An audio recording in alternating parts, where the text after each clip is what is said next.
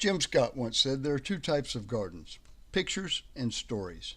A picture garden is like someone's front yard. It's made to be seen and looked at from one general position or area. A story garden, on the other hand, is where you start off with some sort of anticipation, 2 or 3 lines that get you hooked, and then you build tension, and then it has a release. Who is Jim Scott? Jim Scott is a retired attorney and amateur gardener. He lives on Lake Martin in the state of Alabama. And if you've ever been sightseeing on Lake Martin and pulled into one particular little cove, you've caught a glimpse of Jim's garden. If Jim's garden is a story, what you see from the cove is only the cover photo. Recently, a group of my family was invited to come and tour Jim's garden.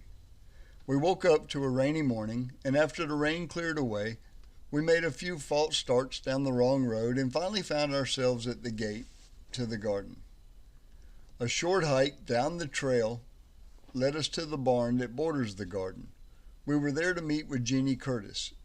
Jeannie is Jim's assistant. She's been with him for a long time, and she was to be our tour guide for as long as we could borrow her away from her regular duties.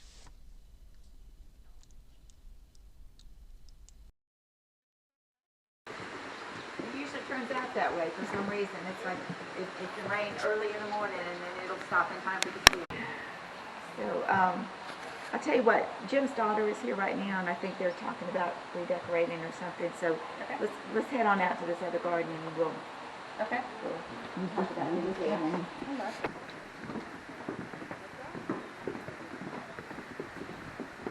This is pretty at night too with these lights. Everything's in nice bloom, colorful bloom. Yes, we only opened it in April and May. We like to show it off when it's at its peak. This little garden is usually a lot prettier when all the hydrangeas are blooming. You see, they should be out in another week or two. But I bring everybody in here just to tell you a little bit about the garden and Jim and how he's come about doing this. About 30 years ago, he, his brother, and brother-in-law built a house out on the point that they shared 3 ways. And after a few years, Jim decided he needed to be out here more than his third at the time. So he bought the lot next door and built the White House. You'll see it as we get down to the other end of the garden. So he landscaped around it like you do with new construction. A couple of years after that, a tornado came through and tore down a bunch of trees, so he decided he would make the garden. And that's been about 25 years ago. He is still making the garden. He's 85 now. And when he's here, he's always busy doing something, coming up with the next project. You'll see as we go through the garden, it's like a series of garden rooms. You know, there'll be little things like this.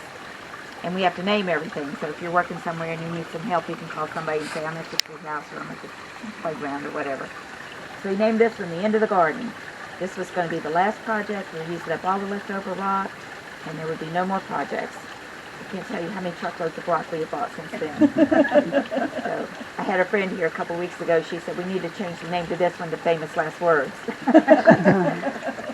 Famous Almost Last Words. Right. So there was no grand master plan for any of this. He just gets an idea. Over the years, he's bought all the lots around to the neighbor's property line. You know, if he didn't have the land to do it, he'd buy the next lot. Now that he's out of land, we thought maybe that would be the end of the projects, but he just goes back into the old part of the garden and does something. He has no formal training in gardening or design or architecture or any of that. He's designed all the structures. He designed the barn over there. All the garden is his ideas. And he said when he bought this property, there wasn't a rock as big as a baseball out here. So all the rocks you see have been bought and brought in. None of the waterfalls are real. We pump it from the lake and it goes back into the lake. That's why I have to know when people are coming so I can turn everything on. And it looks nice while you're here. And then as soon as you leave, I have to go turn everything off again. So. Thank you for what you do. Oh, I enjoy it. This is my favorite part of my job because when y'all are not here, I'm pulling weeds all day. So watch all these, sometimes the roots get under.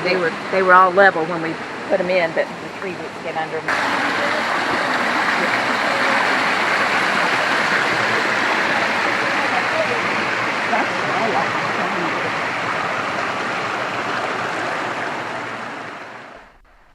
Unusual plants like these euphorbias with their green flowers, or these lilies, and many other flowers and Japanese maples dot the landscape as you tour the garden. Every now and then you'll come across a table hidden in an alcove. There are some 16 tables like this hidden throughout the garden. Most of the waterfalls that he's designed look very natural. They're just big rocks and boulders and things. And then he decided one day he needed a formal waterfall, so he came up with this idea. I've always wanted something like this when I'm working at Lake House. Yeah. With a little trough like that. You want to go down the... But I want it to go to this turning point. I see it is. You always think there's this thing, and this must be the playground. Yes. He built this for the children and grandchildren to use when they were young. Now they're all grown, so nobody uses this much anymore. But you'll see he likes to repurpose things. The seesaw was 2 broken wrought iron chairs that he had. And he had somebody weld the legs together to make the fulcrum in the center and then put the seats on the board for the seesaw. There's a fireman's pole in the little house, the little playhouse that they can slide down. There's a little zip line and a swing over here. A child's wonderland. Nice. We're hoping for some great-grandchildren to see if we can use it again. That'll be a fun time. Jim's penchant for repurposing things goes way beyond using broken iron chairs to make a seesaw.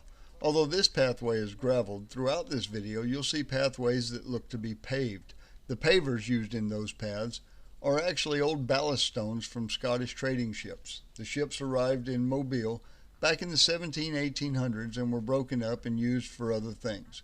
Several hundred years later, Jim acquired the ballast stones and used them to pave the paths in his garden.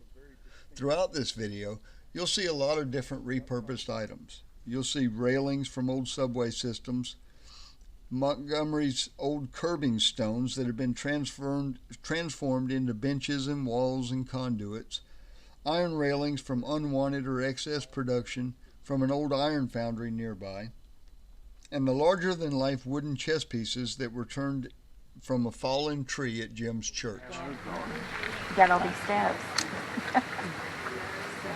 Getting all the rocks in is always a fun project. How do you get them in? We use a ball cart. These are called 2-man rocks, so Chris and Mendez can carry these together, you know. Yeah. But they can use a ball cart and get it up and down the steps, and that's about it. So. That's amazing.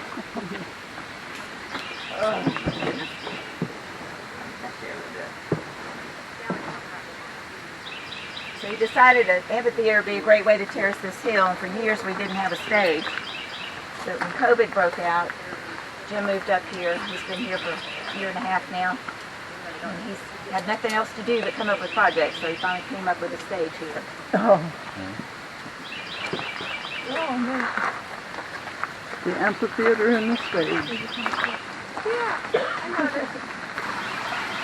So this is one of Jim's projects that didn't turn out exactly as he planned.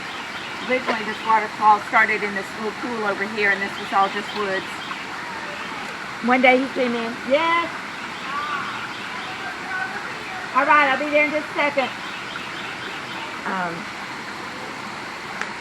One day he decided he needed a hot tub.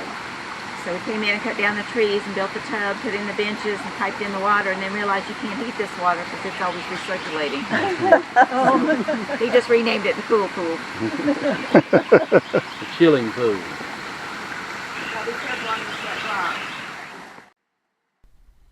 Another of the more than 16 tables located throughout the garden is this wine table. Water flows from the pool immediately above the table, down the middle of a channel, and then out the bottom of the channel and back into the overflow from the pool itself.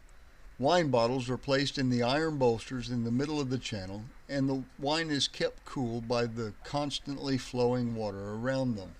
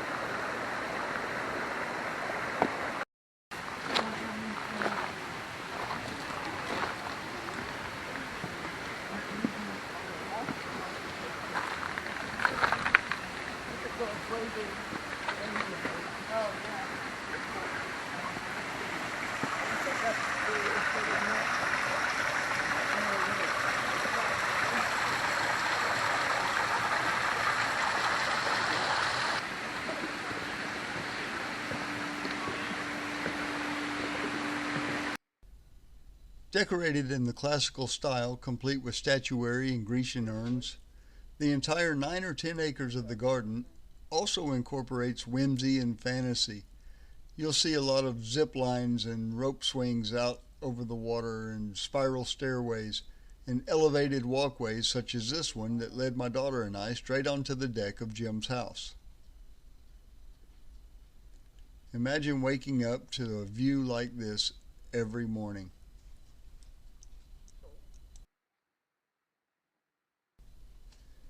Ms. Curtis told us that Jim, always the entertainer, believes that his garden was meant to be shared with other people. He hosts a variety of parties in the setting of his garden. One of his favorite types of parties is something that he likes to call a table party. With about 16 tables throughout the garden, he invites friends from all over.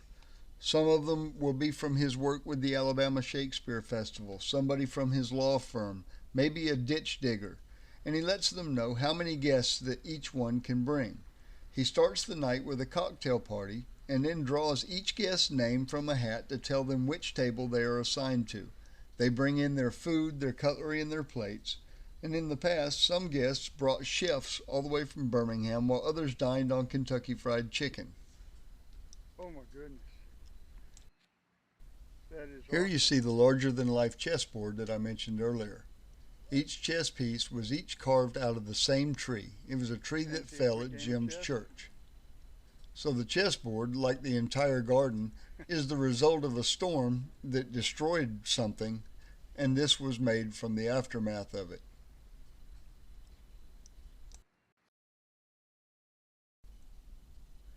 Here's some more examples of the old Montgomery City curbstones that were repurposed into benches.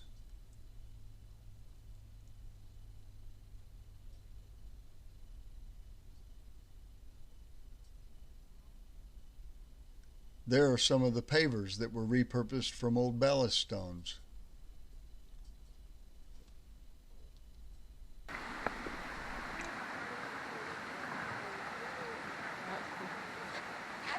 It's a mirror.